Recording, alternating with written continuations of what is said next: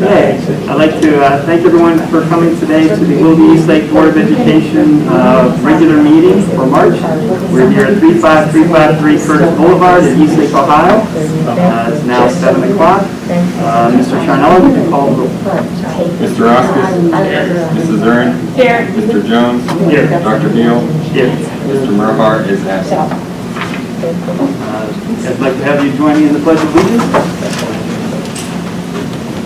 I Pledge allegiance to the flag of the United States of America and to the republic for which it stands, one nation, under God, indivisible, with liberty and justice for all.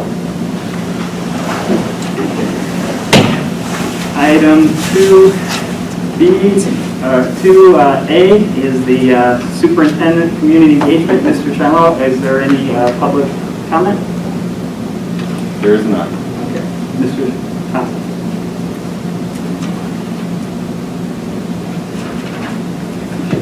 For 1 second.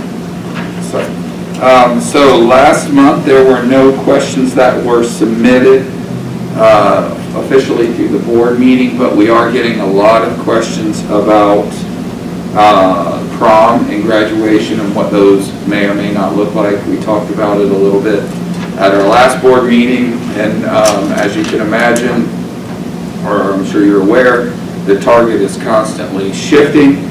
We received from the Lake County Health Department issued a letter stating that they at this point are neither approving or denying prom or graduation plans. That puts us in a pretty precarious position, but the exact verbiage is the Lake Health District is holding off approvals for proms due to some changes in guidance that has happened in the new guidance that covers proms, which will be out shortly. So I did have a meeting scheduled today with some students that we canceled who were expressing some concerns over prom and graduation. And we want to be as accommodating as we can, but it's hard to put plans. I just hope the governor recognizes that it takes at least several weeks to plan, communicate, and give parents an opportunity to mail out invitations to whatever the format. Obviously there'll be invitations mailed out, but what is it to and when is it? And that is holding our planning up. So we'll be planning really two different approaches. Probably a prom would include a plan that we currently put out where we're bringing groups in and going through the Performing Arts Center like we did last year. A second plan that we'll tentatively put together is if we can move to an outdoor venue like the football stadium. What might that look like? The challenge with the football stadium, of course, is that you have to also have a contingency plan for rain. And we have to do that for not one high school, but two high schools. So that puts us in, it's challenging, but that's what we'll do. Prom, we move to the largest venue we can find, which is the MAFA. Both proms are tentatively scheduled for there, but what they look like, they can do there remains to be seen. So as soon as we know, we'll communicate with parents. I suspect that some parents, especially people who are trying to prepare, whether that's a new suit or a new prom dress, those things matter, and we'll get it out as soon as we know, and that's just the situation we're in. Also, I wanted to give you a quick update as it relates to COVID-19 across the district. These are district numbers. In January, the number went up to 184, then in February 299 and 363 for our total cases in the district. However, total active cases today is 1 staff member and 5 students. So we're seeing an incredible decline. I think I can speak for our in-house resident expert, Lori Klanowski, who's our head of our nursing programs and head of NCI. But I think I'm safe in saying this, and yell if I'm wrong.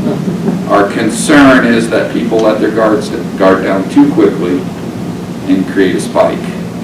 So we're hopeful that people will continue. Our students are still doing a really good job of cooperating in our schools. But as more and more students come back, and they are, the downside, the great thing about that is I think that's better for education. The downside is social distancing is becoming even more challenging as we start to ramp our schools back up to almost full capacity. Not there yet, not full capacity yet, but more and more middle school and high school students especially are coming back in the classroom, and there's a large push for 9 weeks there's a lot of folks that will want to come back, and I think you all are aware the challenge with doing that in elementary is very difficult.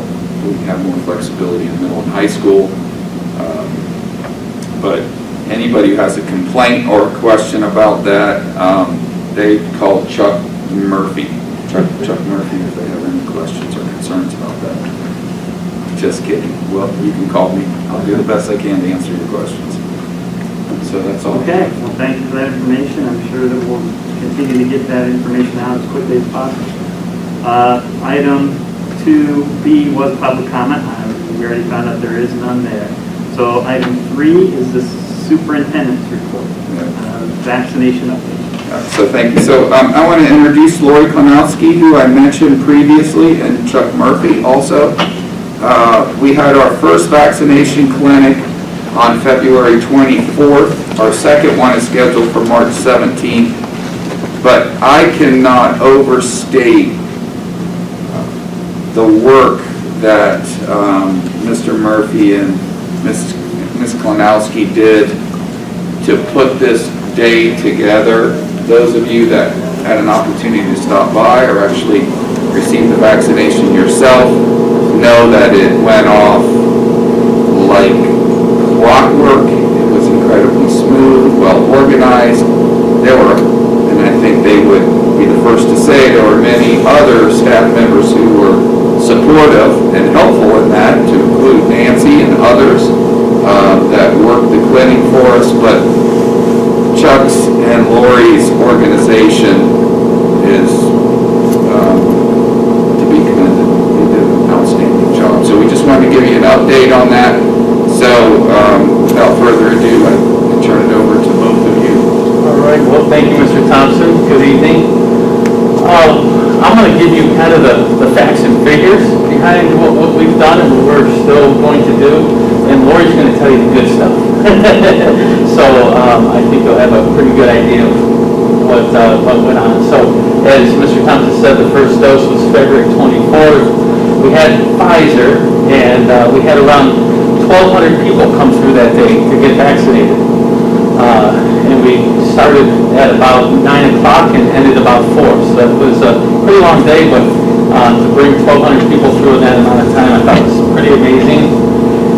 This has been a pretty large coordination with the Lake County General Health District, as well as the ESC of the Western Reserve. So we've had a lot of help in the coordination and the running of the clinics, which has been great. Really enjoyed getting to know a lot of those people and working with them. In addition, we had great support from our local police and fire departments. They were all over on the 24th, helping any way they could. We're just so fortunate to have the people that we have in our communities. They're just wonderful people, and love working with them. And then our own staff, I wanted to do a particular shout out. Pat McKinney helped us with the communications that went out to 1,200 people on multiple occasions. And then Steve Johnson, Ted Adams helped with the setup and tear down and organization, and we stayed all day. Our custodial staff did a marvelous job getting everything set up, and every time Lori and I had some idea, they were quick to help us out. And finally, our food service staff helped provide lunch and snacks for our 75 volunteers. And our nursing staff, as Steve said, we're very fortunate to have our in-house expert in Lori, and so to have her to really, she was the brains of this operation, and to really organize this, and her staff and her students both just did an outstanding job throughout the day, so we'll give you a little more information about that in a bit. Okay, well, thank you for having me and allowing me to participate and work with Chuck on this really, really important venture. And I can't say enough how fulfilling it was to work on this project as a nurse, as an advocate for community health, and just to get the, as Chuck mentioned, to work with such wonderful people in getting this from an idea and a concept to actually being able to be able to run a clinic for 1,200 people that went off as smoothly as it did. And if you look at just a few pictures, this picture on the left, you might be scratching your head and saying, gosh, I wonder why that is there, but I was so excited when that Yeti came through the door. And that Yeti really meant to me that we had a vessel that we could keep that Pfizer vaccine stable throughout the entire day so that we could give quality vaccines to each and every person, whether they were scheduled at 9 o'clock or scheduled at 4 o'clock. And if you don't know a bit about that vaccine or haven't heard on the news, that's that vaccine that has to be kept at like minus gazillion degrees. And so once it's thawed, 24 hours prior to us reconstituting the vaccine, it has to be kept colder than an average cooler. And so Pfizer comes in a Yeti and Moderna comes in a Coleman, if you want to know the truth. And we'll learn about Johnson & Johnson this week, so we're not sure yet.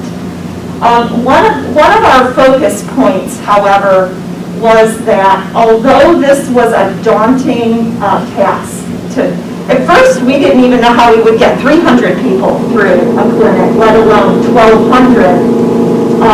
One of the things I think at our core was that this was a really positive event for Willoughby Eastlake. Not only were we showcasing the good people and staff that we have that work here, but we were opening our doors to other community educational centers. For example, Lake Catholic was there, Ed was there, to name a few.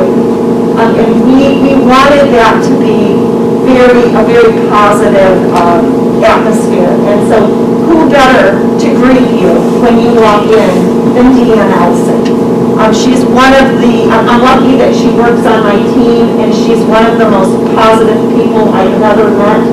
And when you walked in and you see her, the photo on your right, when you walked in, you knew that you were going to be comforted and in a good place. And so there is Deanna greeting you. On the left, we have, not sure who that guy is over there, but I wanted to just show you that this vaccination process was easy, and we all were willing to put our arms out for the sake of ourselves, our family, and our community. And I mean, not just our community of Wake County, but our community within our school, the children that we're with each day, and each other. And I think that having our superintendent here receiving the vaccine says a lot about how we're all in this to make this a better educational institution for our community. And I also want to say that from the time someone walked in the door to the time they sat in that seat was about 2 minutes. And that is really an outstanding process, considering we did get 1,200 people through that day. The picture that you're looking at on the right is our recovery room, and everyone that received the vaccine had to recover a minimum of 15 minutes. A few had to wait for 30 minutes, but 15 was what is recommended. And I just wanted to share with you that I spent a lot of time walking through that room through the day and asking and talking to people and watching people interact with one another. Some who've been working remotely all year and haven't seen their coworkers in a year. I mean, it's literally been a year.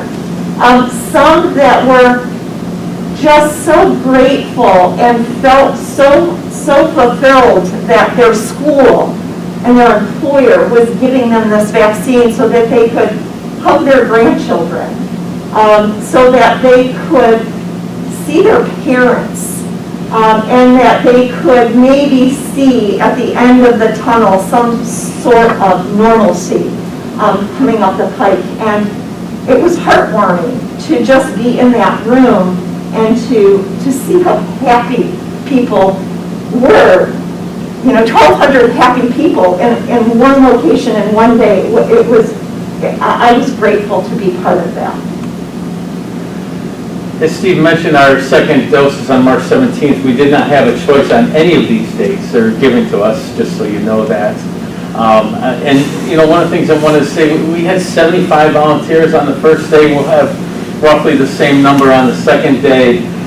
So in addition to the people I mentioned on the front end, like Steve mentioned, Nancy is going to be there both those days, and she's coming for our makeup clinic that we're going to talk about on the 10th. So we just had it takes a village to put something like this on. Just so you know, we had about a little over 900 of our Willoughby Eastlake staff vaccinated, and that included coaches and subs. So that was about 900 out of about 1,300 invites that we sent out. For the second dose, one of the nice things about doing it as a collaboration with Lake County is we have the flexibility to, if there was a date that didn't work for there were 3 clinics going on in Lake County. We had one, Mentor had one, and Painesville had one. So it gives us a little flexibility to send staff to one of the others if they can't make ours. So we're doing everything we can to ensure that everybody gets their vaccination. And on the second day, on the 17th, we'll have 2 days of asynchronous learning on the 17th and 18th, and that is, due to as really a precaution because we don't really know for sure how people are going to react to that second dose. A little bit different than the first dose, but it's enough. We know enough to be a little concerned about our staffing levels at that point. Now, in the makeup clinic, there were some people who couldn't come to any of those. Mentor, Painesville, or Willoughby, so maybe they were under quarantine at the time. Maybe they were ill. And so since they were back to back to back, a lot of times your quarantine or your illness wasn't through yet to be able to go to one or the other. So we've scheduled an all Lake County makeup clinic. It is going to be here at NCI Eastlake, and that'll be for every school in Lake County. So we're really happy to be able to get everybody vaccinated who wants to be vaccinated. And Lori and her staff and students will be getting some more experience by giving shots during that makeup clinic and really running that show. And the other thing that we're doing on that one is we're doing it after hours. Since we don't have as many people, we didn't want to interrupt instruction any more than we needed to. So it is after school into the evening, and that seems to work out well for everybody. So today we're going to just take a moment to talk about the Riverside Clinic. And this clinic was the day after the Willoughby Eastlake Clinic.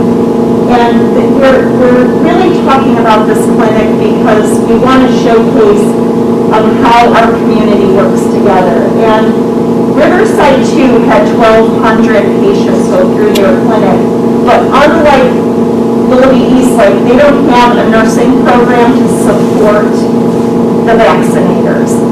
So we did work with them and provided 12 vaccinators to work at the Riverside Clinic.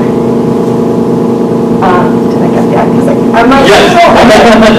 So we did work with Riverside to provide vaccinators for them so that they too could have a seamless clinic. And so this picture on the left, I get a bit emotional looking at it. That's my daughter Grace. She works at Footprints for Autism, and she too had the opportunity to sign up for the vaccine. And interestingly or not, Chuck chose this picture. We worked together when we put this together, and he chose it because he told me she looked so happy.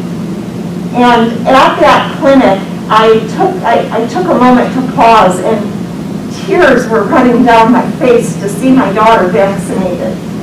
I can't tell you how promising I felt at that moment.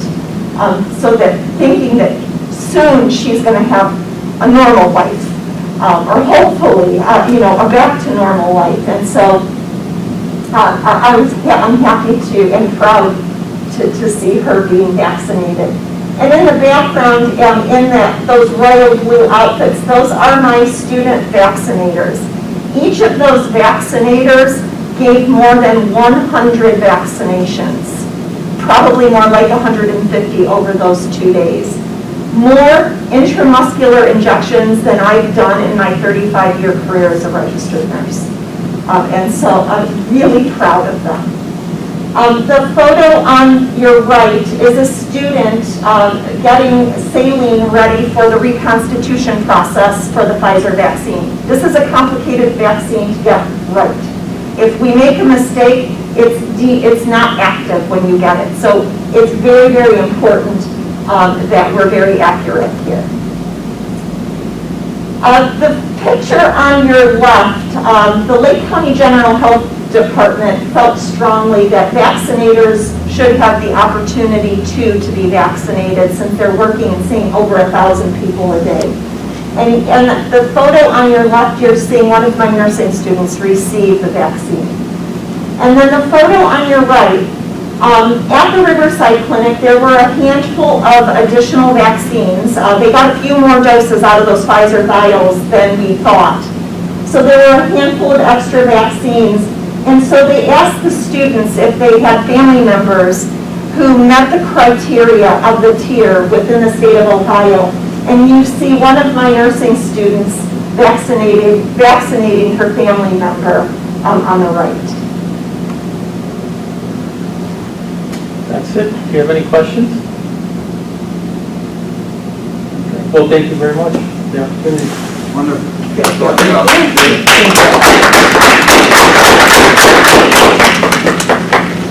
And what that does for us as a school is also prevent our teachers and our staff members from getting caught up in quarantines, because they'll be vaccinated.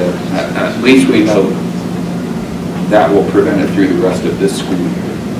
What next school year brings, I don't know, but at least for this school year, it'll prevent those staff members from getting swept up in those quarantines, which keeps our schools open.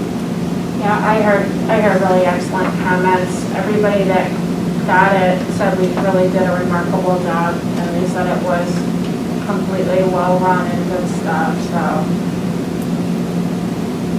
Thank you. Thank you, Larry. And Chuck. The next item on the agenda is the minutes, approval of the minutes of the February 8th, 2021 meeting. Do I hear a motion? Mr. President, Yes. I will make the motion to approve item 4A, approval of the minutes of February 8th, 2021. Thank you, Mrs. Tucker. Your second. Mr. Russell. Second that motion. Thank you, Mr. Russell. Is there any discussion? Hearing none? Mr. Roskis? Yes. Mrs. Zerner? Yes. Mr. Jones? Yes. Dr. Gill? Yes. Mrs. Borgeon? Next item on the agenda, item 5, is the treasurer's report. Mr. Treasurer. 5A is the financial report for the month ended February 28, 2021. This was the month I think we all wanted to get to in terms of starting to generate property taxes, because of our low point in January, where we ended up about $1 million in cash for the general fund.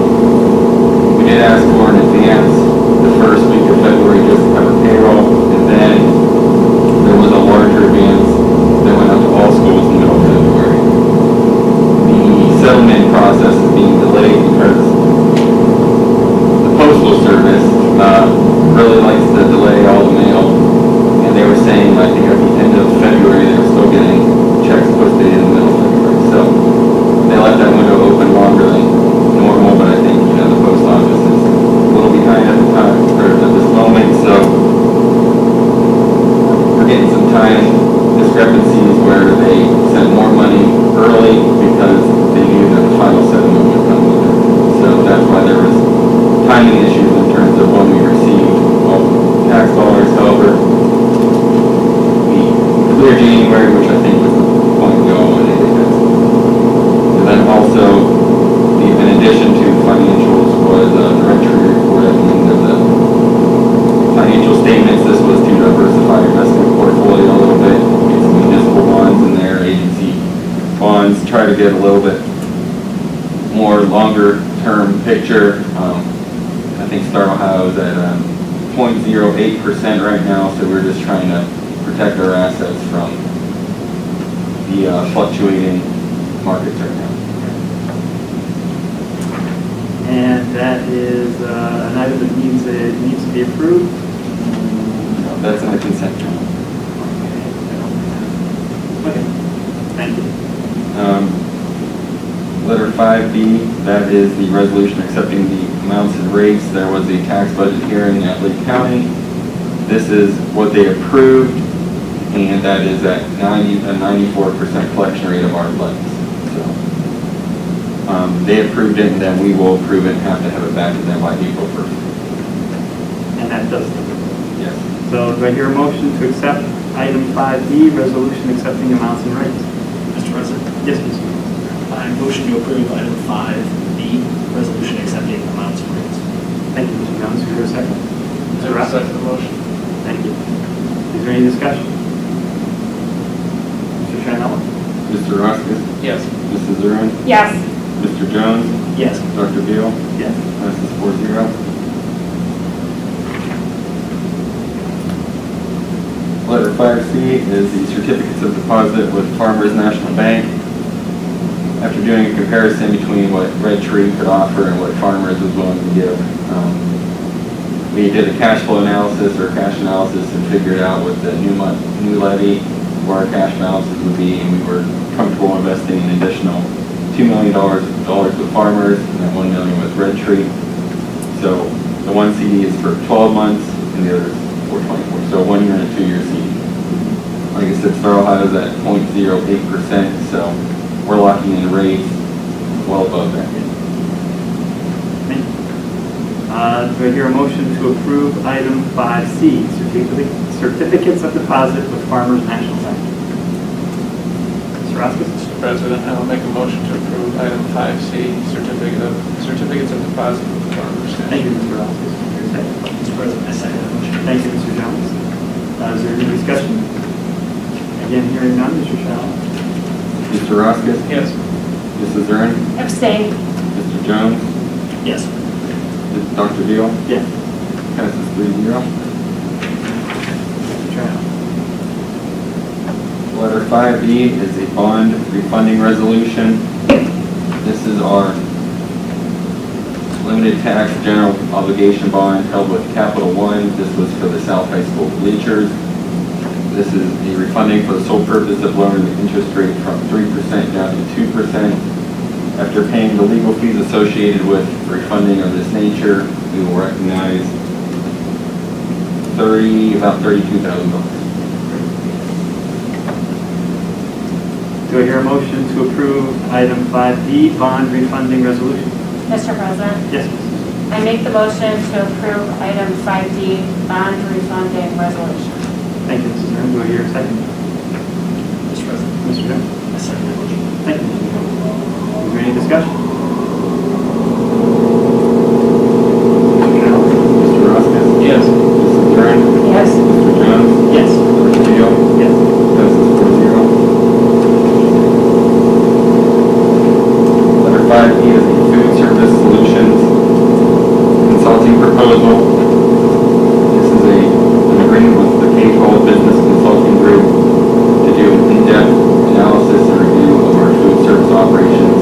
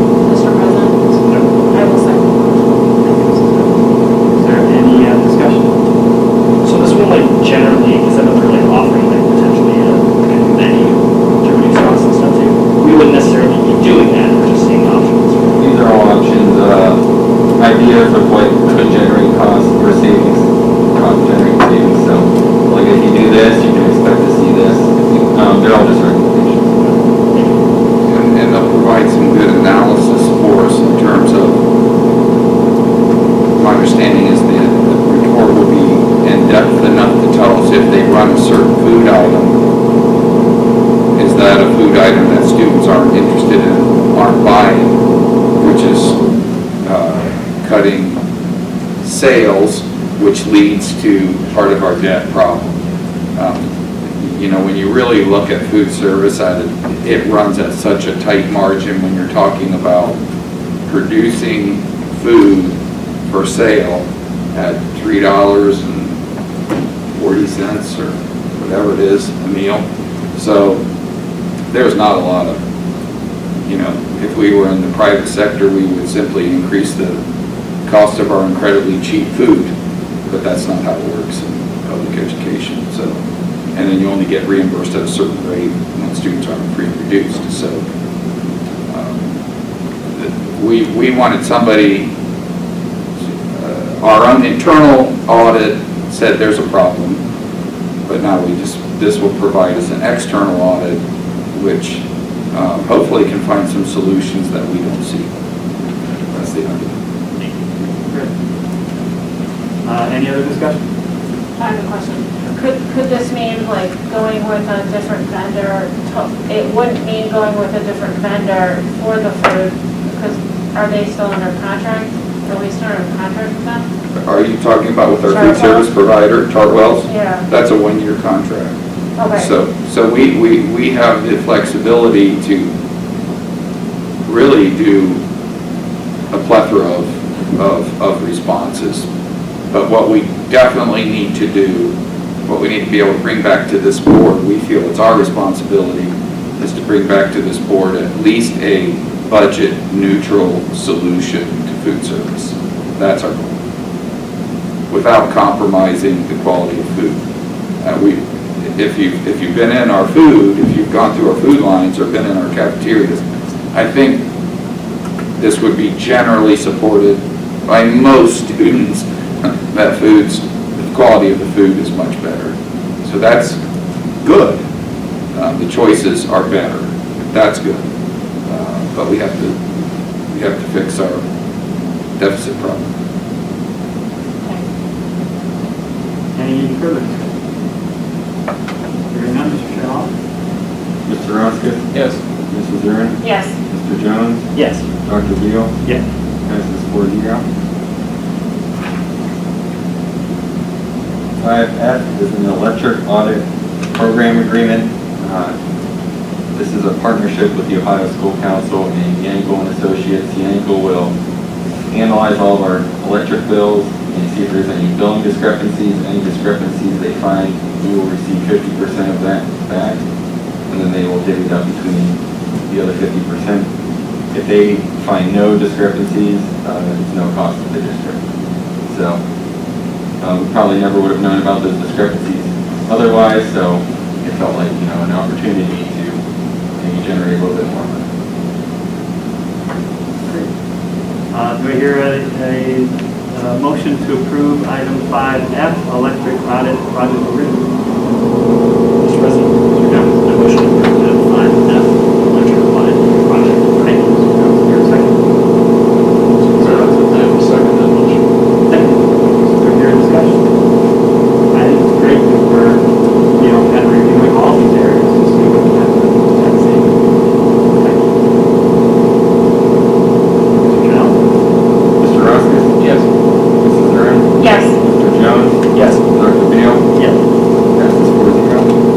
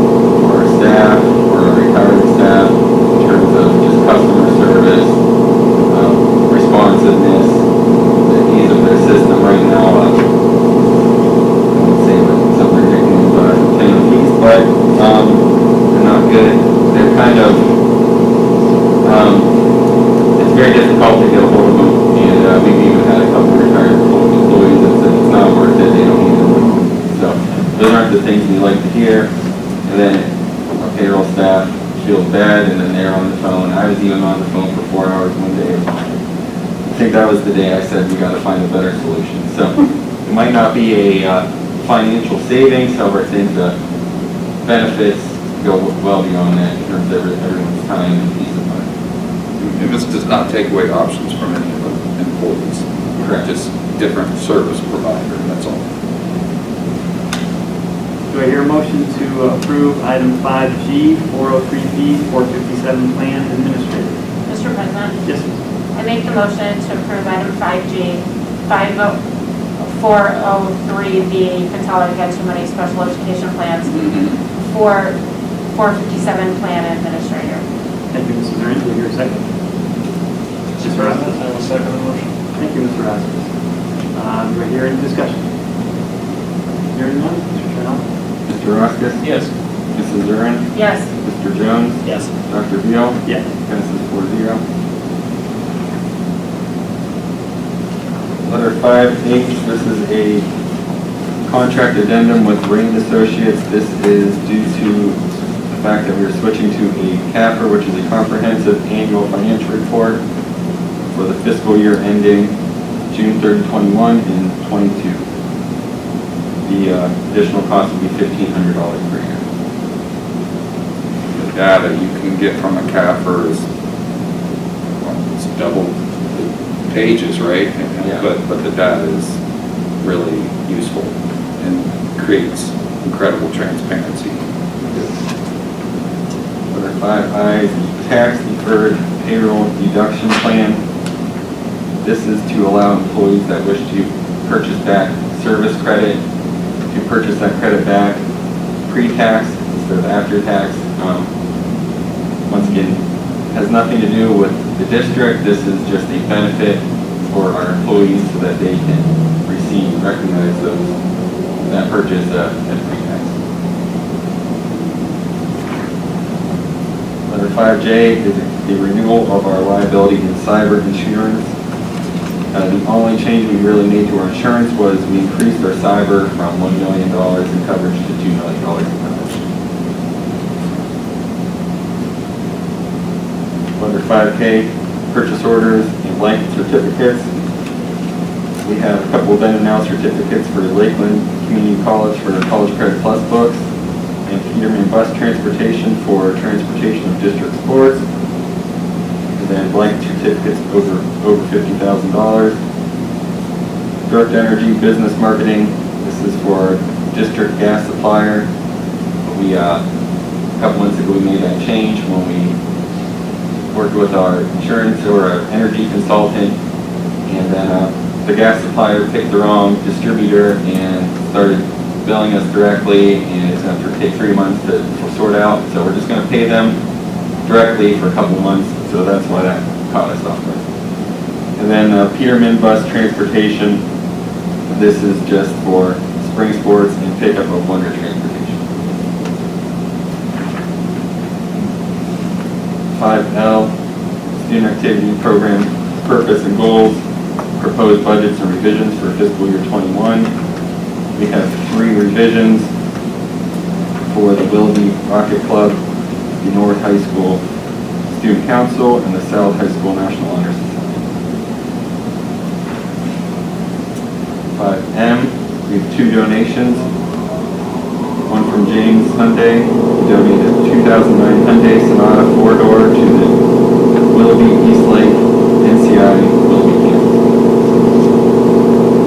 I was wondering, we seem to get a lot of donations from cars. Are they here like forever? And they sell them at some point? Or where do we see all these vehicles?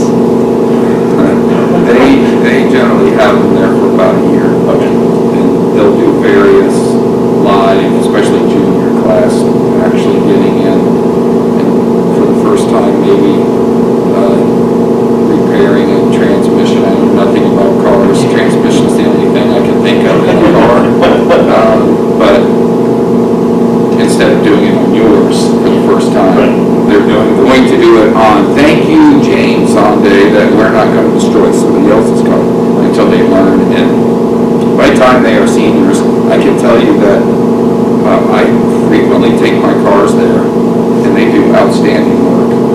really do outstanding work, and our instructors are top-notch. So I'm confident, but they don't stay there forever. Got it, that's the motion, thank you. Second donation is from the Bicycle Hub. They donated $250 to the Auto Collision Program in Seattle. So thank you to those individuals. That is the end of the truth. So the next item is the superintendent's resolution. Thank you, Mr. President. The first item for your consideration is the standard service agreement with the Educational Service Center of Northeast Ohio. The names are changing because they're consolidating. This would have been the old Cuyahoga County, what it was, and now it's morphed into so much more than that. So that's the first item for your consideration. Do I hear a motion to approve item 6A, service agreement with the Educational Service Center of Northeast Ohio? Mr. Ross? President, Sir? I make the motion to approve item 6A, service agreement with the Educational Service Center of Northeast Ohio. Thank you, Mrs. Would you hear a second? I will second. Mr. Ross, thank you. Do I hear discussion? Mr. Chanel? Mr. Roskis, Yes. Mrs. Zern, Yes. Mr. Jones, Yes. Dr. Beal, Yes. passes 4-0. Thank you, Mr. President. Item B for your consideration is the clinical affiliation agreement with the Lake County Community College District. And this is not Lori Klanowski starting a new program, although it might look like it when you read the verbiage. It is a contract with Lake County to provide a opportunity for their occupational therapists and their physical therapists to essentially do their student teaching, if you will, their field work, and be assigned to our staff. So there's no cost to us. Actually, it benefits us, and it keeps hopefully some students in this area and get them through their clinicals, and really make sure that runs smoothly. Great, thank you. Do I hear a motion to approve item 6B, clinical affiliation agreement with Lake County Community College District? Mr. President, I'll make a motion to approve item 6B, clinical affiliation agreement with Lake County Community College District. Thank you, Mr. Ross. Do I hear a second? Mr. Jones? Mr. President, I second that motion. Thank you. Do I hear any discussion? Hearing none, Mr. Chanel? Mr. Roskis, Yes. Mrs. Zern, Yes. Mr. Jones, Yes. Dr. Beal, Yes. passes 4-0. Thank you, Mr. President. Similar in nature, item C is with John Carroll University for supervised experience in school psychology, internship, plan, and competency. So it's an opportunity for those students to get their field work done as well. Do I hear a motion to approve item 6C, John Carroll University Supervised Experience in School Psychology Internship Plan and Competence Evaluation Protocol? Mr. President, I vote to make a motion to approve item 6C, John Carroll University Supervised Experience in School Psychology Internship Plan and Competence Evaluation Protocol. Thank you. Do I hear a second? President, I'll second the motion. Thank you. Do I hear any discussion? Yeah, Steve, so how many does that allow for, or is it just kind of an application? Lori, do you know off the top of your head how many students we might be able to accept, or Eileen, through that program? The John Carroll one, Right. we're just getting one. Oh, that's Just what one student at this point? Okay, thank you. Thank you. Is there further discussion? Hearing none, Mr. Chanel? Mr. Roskis, Yes. Mrs. Zern, Yes. Mr. Jones, Yes. Dr. Beal, Yes. passes 4-0. Mr. Chanel? Thank you, Mr. President. Item D for your consideration is a release and waiver agreement. Eileen Bowers worked very closely with this family, and probably will for many years to come. We feel that this agreement with this family for the education of their child is in the best interest of the district and in the best interest of the student. But it's brought before you for final approval. Eileen did a great job of navigating this start to finish.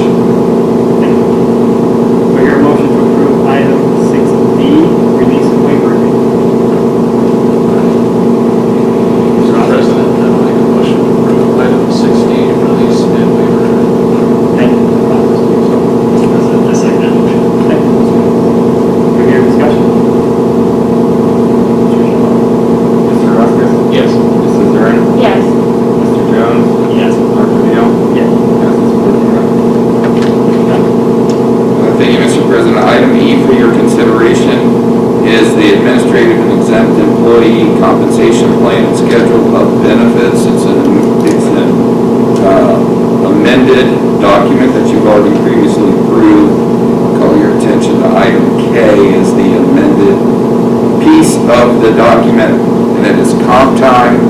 It is something very, very infrequently used, and it would be used, for example, I'll have opportunities where an administrator might work the weekend for a special event and put in 16 hours over the weekend.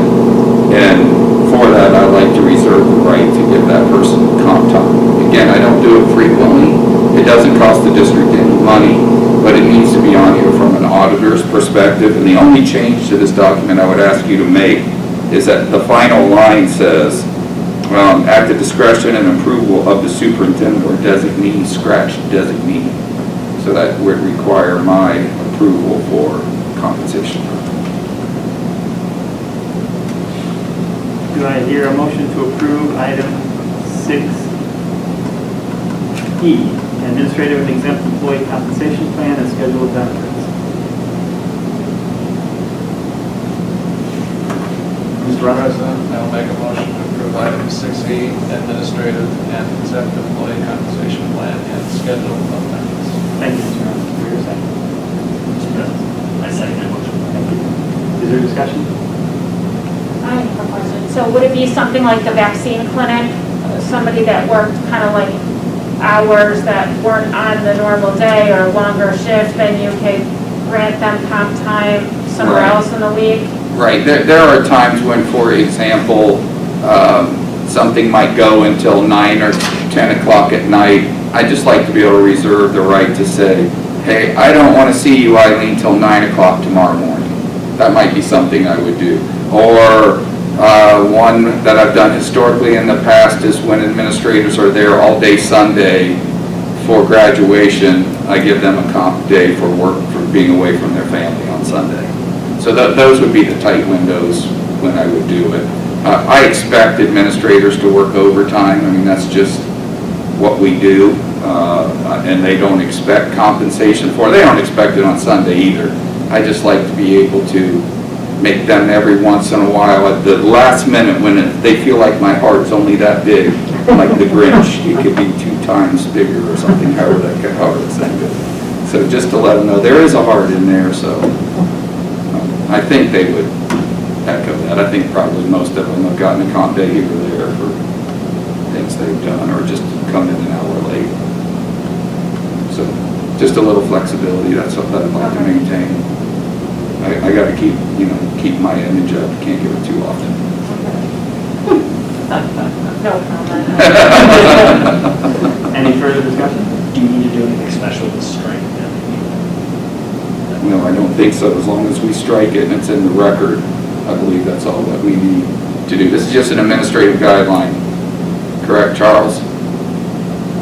I believe so. It's not really either, I guess. Nick, do you have a better handle on that? Or we need to bring it back one more time? You might have to vote on the change of striking and then re-vote on the Amendment. Okay. schedule. Do I hear a motion to amend item 6E, administrative and exempt employee compensation plan and schedule of benefits with striking the last 2 words in item K? Yes. I'll make a motion to amend item 6E, administrative and exempt employee compensation plan and schedule of benefits, striking the last. Thank you. Do I hear a second? Mr. President, Thank you, Mr. Jones. I second that motion. If there is no further discussion, we will vote on the amendment. Mr. Chanel? Mr. Vasquez? Yes. Mrs. Zern? Yes. Mr. Jones? Yes. Dr. Beal? Yes. Passes 4-0. And then we will vote on the larger resolution. Is there further discussion? Mr. Chanel?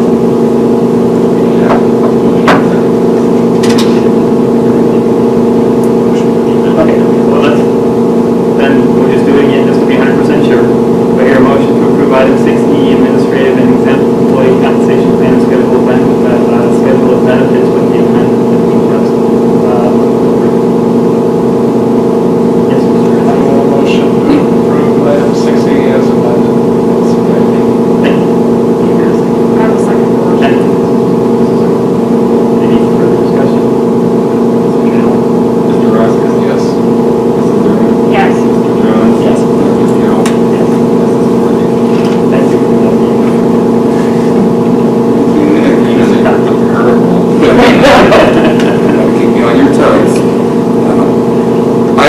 for your consideration is a special service agreement with Brunswick City Schools. If you'll note the length of this contract, it takes us through the remainder of this school year and fully compensates the school for said costs. It's just for one student, right? Just for one student under unique circumstances for the rest of the school year. Item G for your consideration is the personnel agenda. Those folks that appear before you do not become permanent employees in the district until we have received satisfactory records from the Bureau of Criminal Investigation and Identification, the Ohio Department of Education, and the Federal Bureau of Investigation. And those names are made available prior to the board meeting and post the board meeting as well.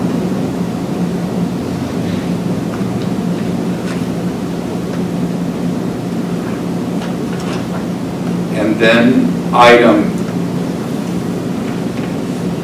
A is, it's interesting, item A is the first reading of the following, and I am not going to read through all of those.